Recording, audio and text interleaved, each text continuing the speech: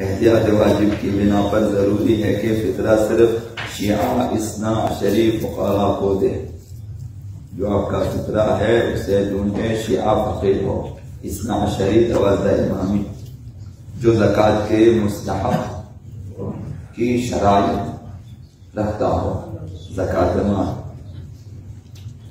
مالی جس میں جو ہے غلۃ اربعہ مثلا، اور اسی طرح سے انعام ثلاثہ نقدین، ان کے جو زکوٰۃ مالی ہے اس کی شرائط زکوٰۃ فطرہ لینے والے میں بھی ضروری ہے.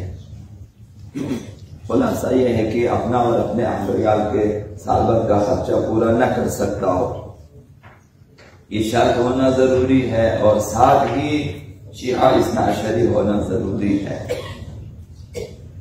اور دوسری چیز یہ کہ فطرے کو جو ہے زکوٰۃ مالی کے دوسرے مصارف میں خرچنا جائز نہیں ہے.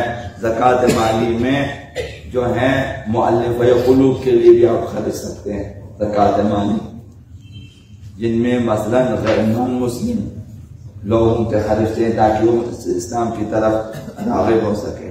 ایک مقروض ہے، اس کے قرضوں کے لیے دے سکتے ہیں.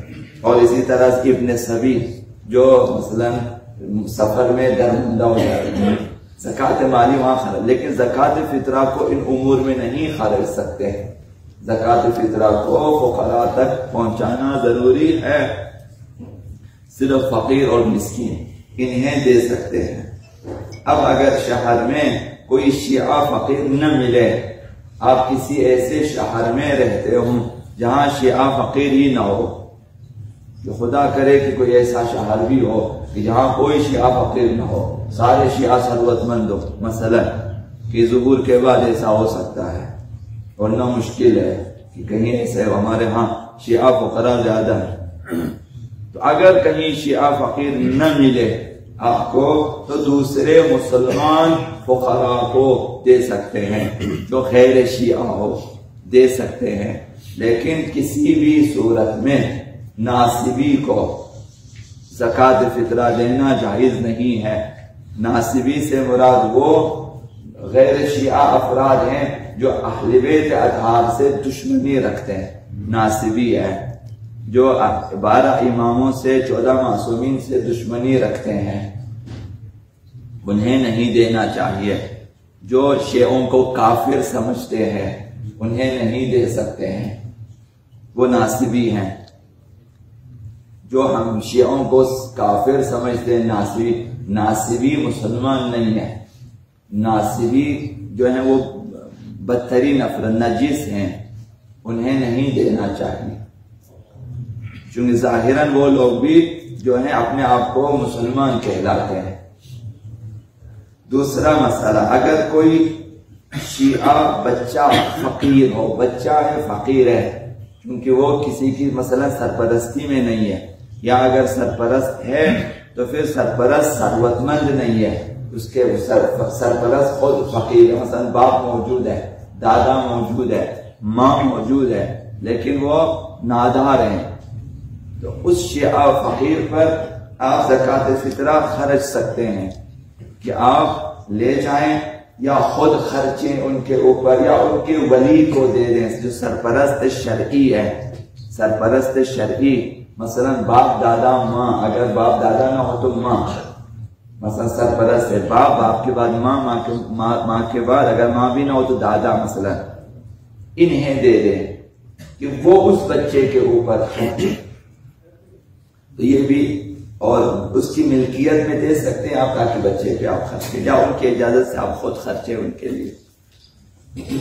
تیسرا مسئلہ یہ ہے کہ جس فقیر کو فطرہ دیا جائے اس کا عادل ہونا ضروری نہیں ہے، کہ وہ مکمل واجبات کی پابندی کرنے والا ہو، مکمل محرمات سے بچنے والا ہو، یہ ضروری نہیں ہے. لیکن ان میں خاص چیز یہ ہے کہ اگر کوئی فقیر شرابی ہے اس کو دینا جائز نہیں ہے. اگر کوئی فقیر بے نماز ہے ان کو نہیں دینا چاہیے. بہت سے فقیر ہیں جن کو آپ روزانہ کی بنیاد پہ دیتے ہیں لیکن وہ نمازوں میں نہیں آتے، انہیں نہیں دیکھا گیا کہ نماز پڑھتے ہوں، وہ ہمیشہ روڈ پر ہی ہوتے ہیں. تو سوچ سمجھ کر، بے نماز ہیں اگر آپ کو معلوم ہے کہ یہ شخص نماز نہیں پڑھتا، انہیں زکوٰۃ فطرہ دینا جائز نہیں ہے۔ صدقات بھی بہتر ہے کہ نہ دیں ایسے افراد کو جو نماز کی طرف توجہ نہیں کرتے۔ تو بہرحال شرابی فقیر کو اور بے نماز فقیر کو اور وہ فقیر جو آشکارا گناہ کرتا ہو ان کو نہیں دے سکتے۔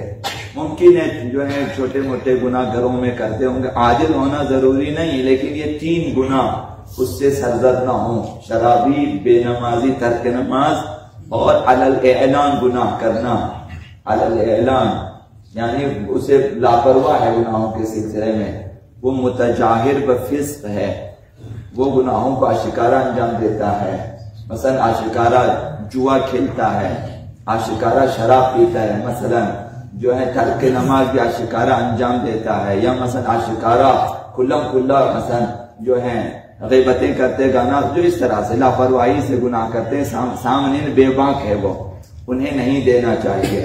اب وہ جو چھپ چھپ کے چھوٹی موٹی غلطیاں ہو جاتی ہیں، عاجل ہونا ضروری نہیں ہے، دے سکتے۔ تو یہ 3 چیزیں، اور چوتھی چیز بھی ہے کہ جو فقیر اپنے زکوٰۃ فطرہ کے پیسوں کو گناہ پہ خرچتا ہے اس کو بھی نہیں دینا چاہیے۔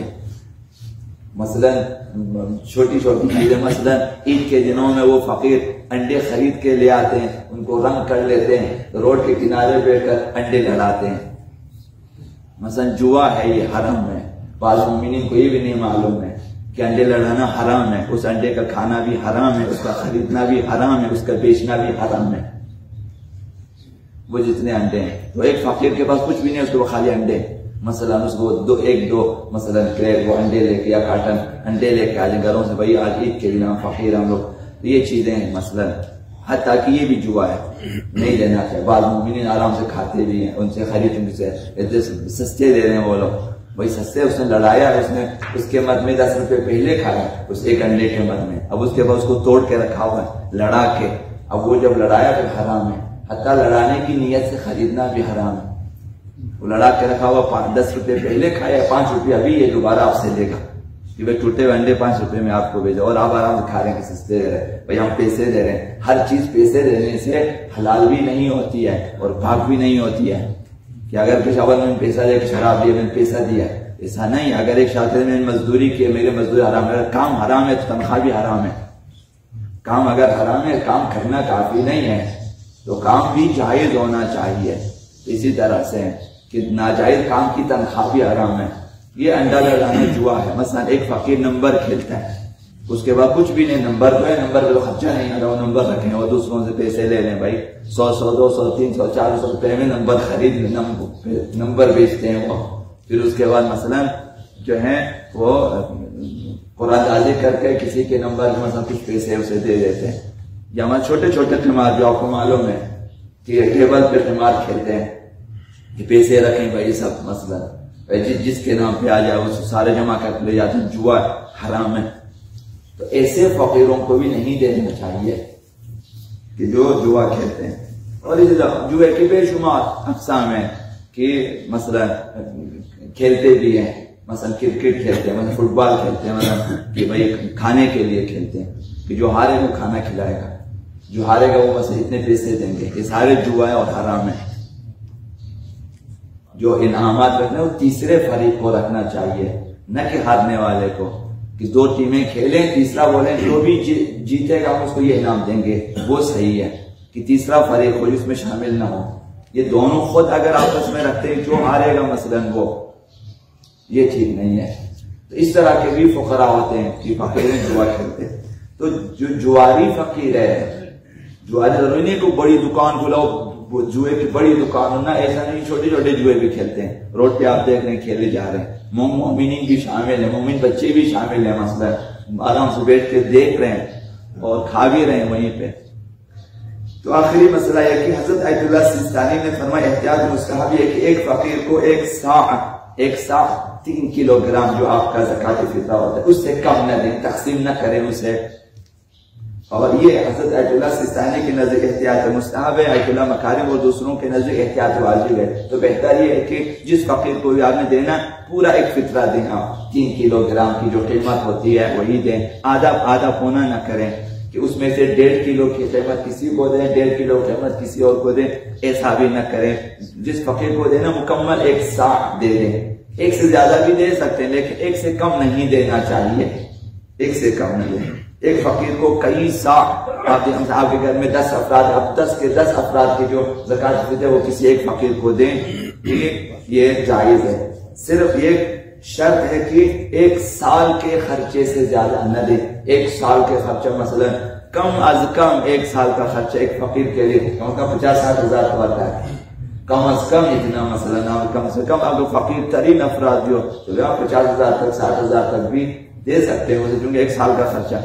ایک فقیر کے پاس آمدنی بہت کم ہوتی ہے، سال بھر میں جتنی کمبودی ہوتی ہے وہ آپ زکوٰۃ الفطر سے پورے کر سکتے ہیں۔ آپ اس سے پوچھ سکتے ہیں بھائی کتنا ہے، مثلا اسے جو ہے ماہانہ مثلا 20,000 چاہیے، اس کے بعد صرف 10,000 ہے، تو 10,000 میں جو ہے سال بھر میں اس سے مثلا 1 لاکھ 1.5 لاکھ روپیہ بنتا ہے، 1.5 لاکھ کی کمی ہوتی ہے، تو وہ 1 لاکھ 1.5 لاکھ آپ زکوٰۃ الفطر سے پورا کر سکتے ہیں، اس سے زیادہ نہیں دے سکتے۔ سال کی جو کمبودی ہے وہ دے دیں، اس سے زیادہ نہ دیں۔